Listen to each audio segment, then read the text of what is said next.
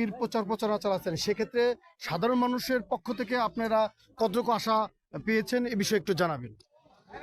আমরা এই ত্রয়োদশ নির্বাচনের জাতীয় নির্বাচনের যে জনপ্রিয়তা পাইছি এটা আমাদের জিয়া পরিষদের সাটুরিয়া উপজেলার জিয়া পরিষদের সহসভাপতি মোহাম্মদ আমিরুল ইসলাম আমার প্রচারণায় মানে আমার আয়ত্তে যে আওয়াজ আসতেছে, ইনশাল্লাহ আমরা আশা করি বিপুল ভোটে জিতা আপাকে ধানের শেষে জয়যুক্ত করবো ইনশাল্লাহ। আমরা মানিকগঞ্জ জেলা জিয়া পরিষদের সুদৃশ্য নেতৃত্বে সাটুরিয়া উপজেলা জিয়া পরিষদ মানুষের ধারে ধারে এবং ডোর টু ডোর আমরা ক্যাম্পিং করে, আর এই ক্যাম্পিংয়ে সর্বোচ্চ সহযোগিতা করেছে আমাদের জিয়া পরিষদ সাটুরিয়া উপজেলা শাখার সহসভাপতি আমিনুল ইসলাম, যার অক্লান্ত পরিশ্রম এবং তার সুদৃঢ় চিন্তা ভাবনায় জিয়া পরিষদের মাধ্যমে আজ সাটুরিয়া উপজেলাতে একটা ধানের শীষের বিপ্লবের জোয়ার উঠেছে।